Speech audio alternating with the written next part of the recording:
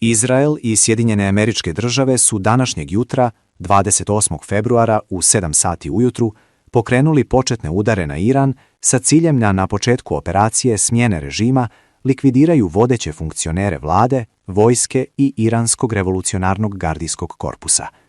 Cilj je bio da se vlast u Iranu oslabi da bi je efektivno smijenili. Nažalost, po Amerikance i Izraelce nisu uspjeli da izvrše atentate na visoke iranske zvaničnike, uključujući Ajatolaha Hamneija ili druge vodeće zvaničnike. Rezidencija Ajatolaha Hamneija je potpuno uništena kao rezultat udara, ali je on na vreme evakuisan na bezbjedno mesto. Satelitske slike otkrivaju da je rezidencija Ajatolaha u potpunosti uništena kao rezultat napada. Još jedan vazdušni napad nije uspeo da ubije iranskog predsjednika Masuda Pezeškijana, kao ni načelnika generalštaba i druge visoke zvaničnike. Trump je u njegovim izjavama pozivao Irance da ustanu protiv njihove vlade, nesvjesan da će američko-izraelski napadi stvoriti potpuni kontraefekat. Povrh toga, u obraćanju javnosti povodom početka rata izjavio je da je napad na Iran izvršen zarad navodne odbrane Amerike i njenog naroda. Pored vladinih zvaničnika, Amerikanci su noć prije napada dronovima MQ-4 u Perzijskom zalivu i Turskoj posmatrali i izviđali vojne položaje i PVO Irana koji su danas napali. Pogođen je aerodrom Merhabad u Teheranu, kao i nekoliko gradova na jugu zemlje, poput Bandar Abasa i Čahbehar, gdje su gađali vojne ciljeve i luke ratne mornarice Irana kako ne bi blokirali Perzijski zaliv. Trenutne vojne žrtve Irana su nepoznate, ali je poznato da je glavni cilj napada ovog jutra, likvidacija ključnih funkcionera i činovnika vlade i vojske, propao. Međutim, Amerikanci su nanijeli značajne civilne gubitke, ubivši u samo jednom napadu preko 50 iranske djece u osnovnoj školi, jer su se udari dogodili u 7 časova ujutru, u vreme kada su djeca polazila u školu. Samim tim, žrtve prvog talasa napada američko-izraelske koalicije su bili jednim dijelom civili Irana, koji su čvrsto stali uz njihovu vlast za odbranu svoje zemlje.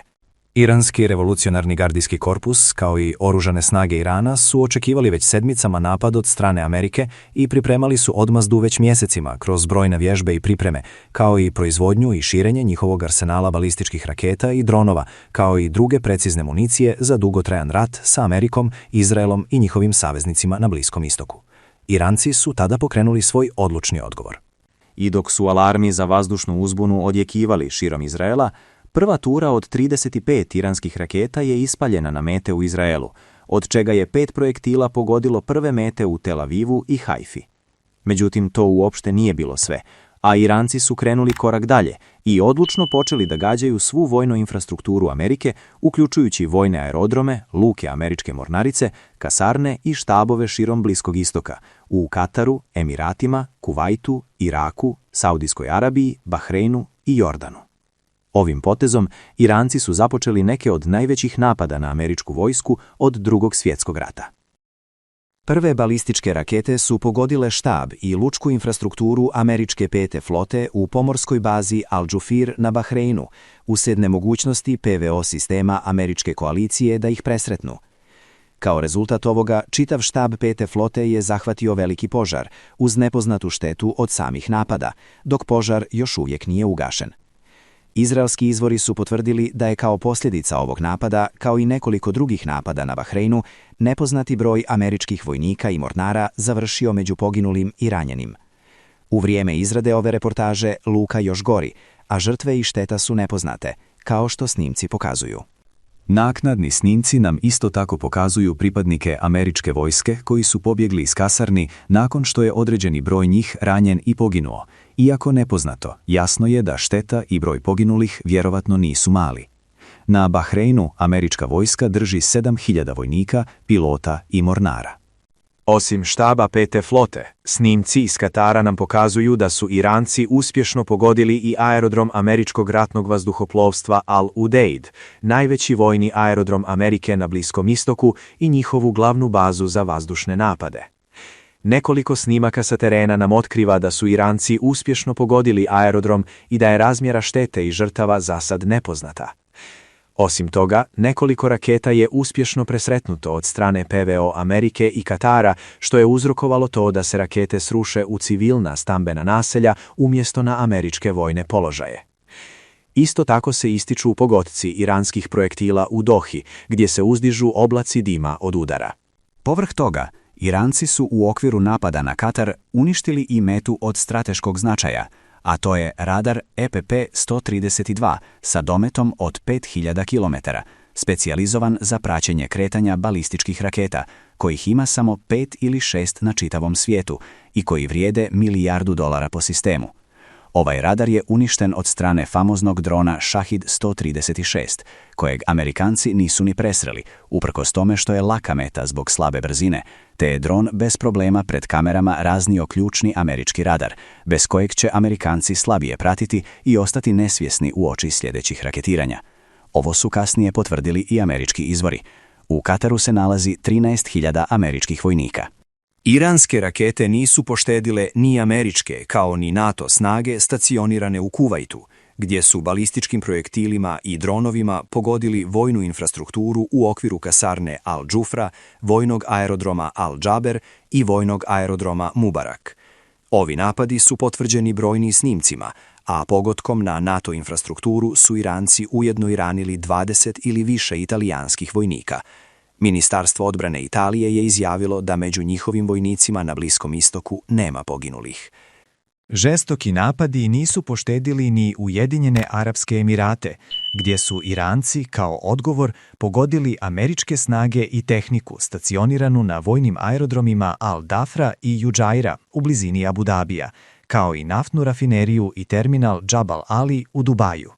Snimci otkrivaju masovnu paniku civilnog stanovništva, kao i brojnih stranih turista trenutno zaglavljenih u Dubaju usred rata, a kolaps turizma će teško pogoditi Emirate, koji od toga zavise za razvoj ekonomije van naftnog sektora, koji će rat isto tako paralizovati. Naknadno su Iranci lansirali i dodatne ture balističkih raketa koje su namijenjene za američke vojne mete u okolini Dubaja, dok su PVO presretanja uzrokovale to da dijelovi oborenih raketa padnu unutar turističkih naselja grada, što ugrožava strane državljane trenutno u zemlji. Najveći potez Irana, koji je bez sumnje zaključilo ogroman rat koji će pokriti čitav Bliski istok, jesu napadi na Saudijsku Arabiju, odnosno vojne aerodrome Emir Sultan i Hamiz Mušajt u blizini Rijada, kao i vojne aerodrome i infrastrukturu u Džedi i Tabuku na samom zapadu Saudijske Arabije, gdje je nedaleko pogođen i aerodrom Muafak Salti u Jordanu. Žrtve i šteta su još uvijek nepoznate, iznaće se vjerovatno tek za nekoliko sati. Pogođen je također i aerodrom u Erbilu na sjeveru Iraka, gdje su Iran ili savezničke paravojne formacije šiita izvele napade dronovima i navođenim raketama.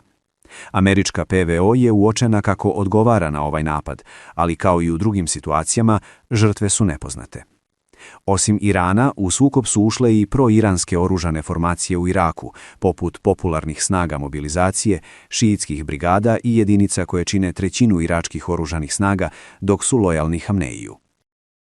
Napadi na Izrael su isto tako donijeli rezultate, gdje su Iranci uspješno uništili veliko skladište municije kao posljedicu požara koji je izazvao direktan pogodak balističke rakete. Izraelska PVO, koja je iskoristila veliki broj projektila tokom 12-dnevnog rata prošlog ljeta, nije imala dovoljno projektila da presretne dosta manje napade Irana, iako su većinom bili fokusirani na arapske zemlje Perzijskog zaliva i američku vojsku. Kao posljedica intenzivnih napada, avion vlade Izraela zvani Krila Ciona, koji nosi vladine zvaničnike, je napustio zemlju, što se jasno vidjelo i na radarima, a mnogi spekulišu da je premijer Izraela Netanjahu napustio zemlju zbog opasnosti i slabosti odbrane Izraela. Sve arapske zemlje Persijskog zaliva su osudile odgovor Irana, dok je Trumpov govor, koji se trebao dogoditi u popodnevnim časovima, otkazan iz za sad nepoznatih razloga, ali se ne sumnja da rat uopšte ne ide po planu Amerike i da je iranski odgovor bio potpuno neočekivan. Izrael je započeo mobilizaciju i predviđeno je da će obuhvatiti više desetina hiljada ljudi. Iranska javnost je u potpunosti stala u svoju vladu, te održavaju masovne demonstracije u protest američkom napadu i podršci svoje vlade. Za ogromne raketne napade, zvaničnici revolucionarnog gardijskog korpusa Irana i vlade Irana su izjavili da je ovo tek prva faza njihovog odgovora, da su tek počeli i da će tek upotrijebiti bolje oružje. Očekuje se da će najmoćnije napade kao odgovor Americi i Izraelu Iran izvesti kasnije uveče. Upravo objavljene slike u vrijeme izrade ovog videa nam pokazuju kako je Iran počeo da ispaljuje hipersonične rakete Sedžil u pravcu Izraela, a stalni napadi se odvijaju non-stop. Ako želite da ostanete u toku sa vijestima sa Bliskog istoka i daljim eskalacijama, pretplatite se na kanal Balkan Front da ne propustite dalje novosti o daljoj eskalaciji.